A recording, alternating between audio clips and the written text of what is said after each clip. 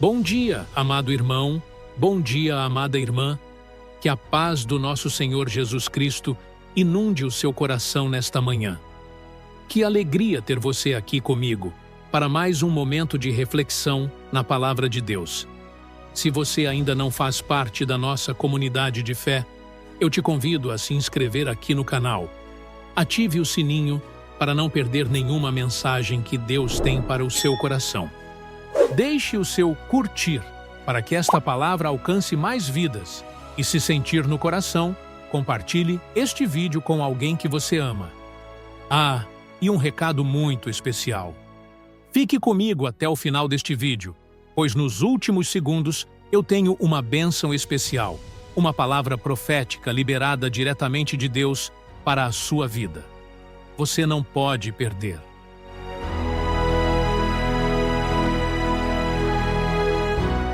Hoje, vamos meditar sobre algo fundamental, algo que molda nossa jornada espiritual e define nosso destino eterno. Vamos falar sobre o padrão de Deus. A palavra de Deus, em Romanos, capítulo 6, versículo 23, é assustadoramente clara. Ela diz: o salário do pecado é a morte. Vamos repetir isso para que a nossa alma entenda. O salário do pecado é a morte. Isso não é uma sugestão, não é uma possibilidade, é uma lei espiritual, tão certa quanto a lei da gravidade. O pecado gera morte, morte espiritual, morte de relacionamentos, morte de sonhos e, finalmente, a separação eterna de Deus. Mas aqui está a grande armadilha, o perigo que ronda a nossa caminhada. Quantas vezes nos acostumamos com nossa própria debilidade?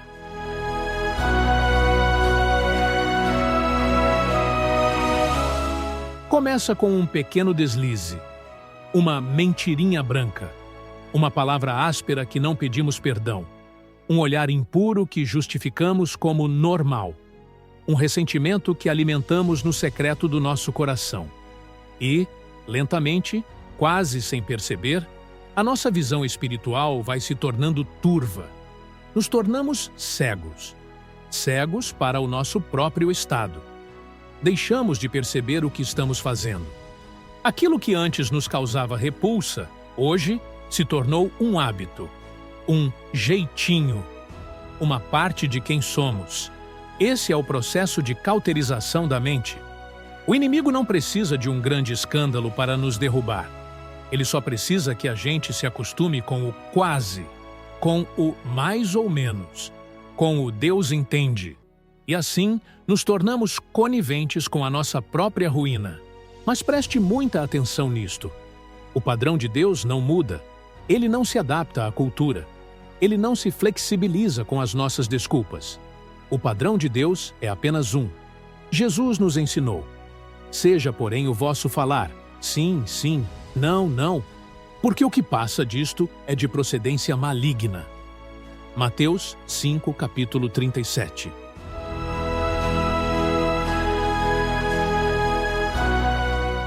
Sim, sim, não, não. Não existe talvez. Não existe área cinzenta no reino de Deus. Ou estamos na luz, ou estamos nas trevas. Ou andamos em santidade, ou estamos chafurdando no pecado. A mornidão espiritual causa náuseas em Deus. Apocalipse 3, capítulo 16. Ninguém, absolutamente ninguém, brinca com o pecado sem experimentar as consequências. Podemos esconder dos nossos pais, do nosso cônjuge, do nosso pastor. Podemos construir uma fachada de santidade nas redes sociais. Mas existe um olho que tudo vê. Deus vê todas as coisas. Essa verdade deveria nos trazer tanto temor quanto consolo. Temor, porque nada do que fazemos em segredo fica oculto aos seus olhos. A intenção do coração, a palavra não dita, o pensamento impuro, ele vê. O salmista Davi entendeu isso quando disse no Salmo 139: Senhor, tu me sondas e me conheces. Sabes quando me assento e quando me levanto.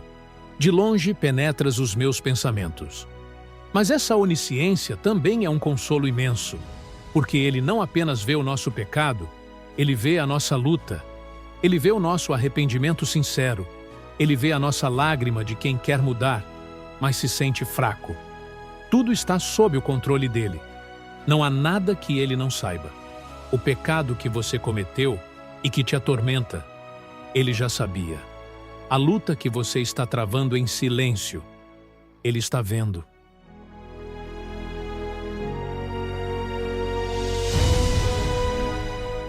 E o controle dele não é para nos acusar, mas para nos governar em amor e justiça. Ele permite a nossa queda para nos ensinar a depender da sua graça para levantar. E aqui está um ponto crucial. O padrão de Deus é o mesmo para todos. Não importa se você é um pastor com anos de ministério ou um novo convertido.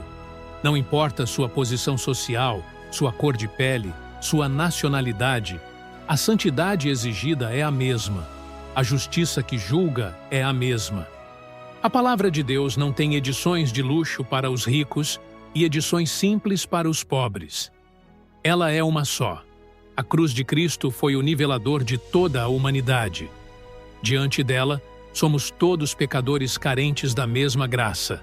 Portanto, temos de viver segundo a palavra, não segundo o que achamos, não segundo o que a sociedade dita, não segundo o que o nosso coração pecaminoso deseja.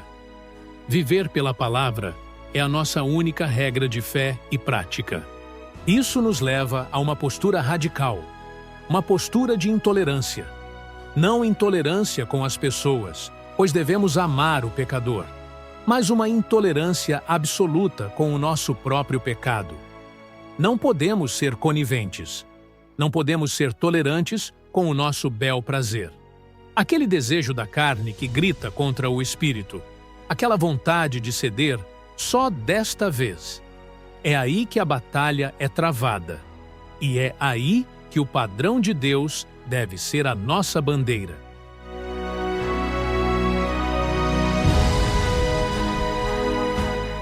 Viver para o nosso bel prazer é a definição de uma vida sem Deus. É colocar nosso eu no trono onde somente Cristo deveria reinar. É, em essência, a raiz de todo o pecado, a idolatria do ego. Mas a boa nova, a maravilhosa notícia do Evangelho, é que não estamos sozinhos nessa luta. O salário do pecado é a morte, mas o dom gratuito de Deus é a vida eterna em Cristo Jesus, nosso Senhor. Romanos 6, versículo 23.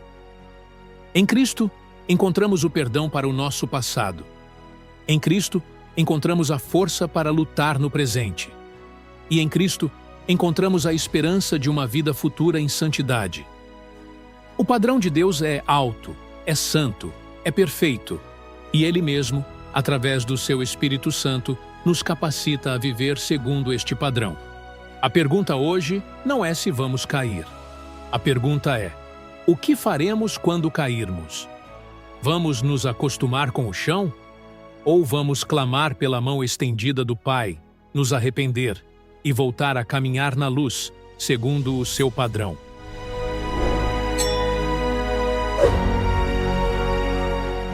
Agora, recebe essa oração.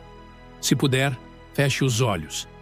Se não puder, abra seu coração para receber essa palavra.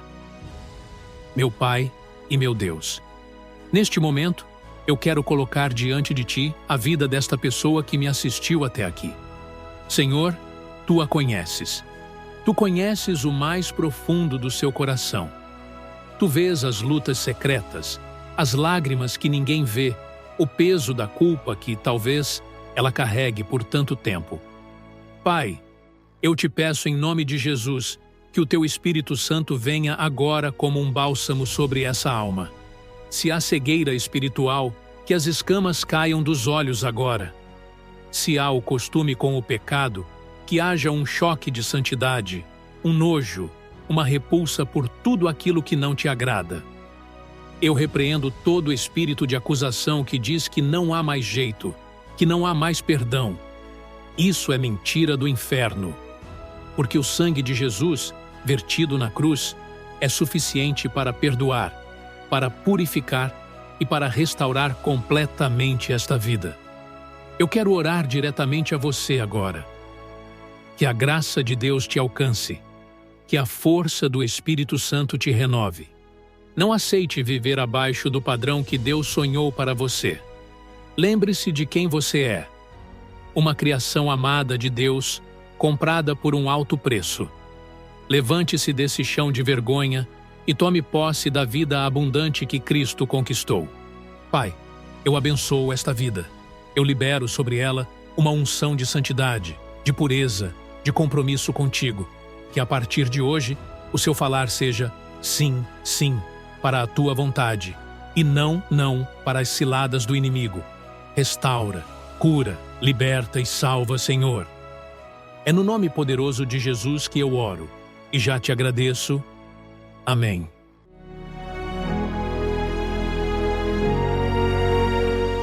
E para você que ficou até aqui, receba esta palavra de Deus para a sua vida, direto do livro de Judas, capítulo 1, versículo 24. Aquele que é poderoso para impedi-los de cair e para apresentá-los irrepreensíveis e com grande alegria diante da sua glória. Ele está te guardando agora. A alegria do Senhor é a tua força. Fique na paz. Amém.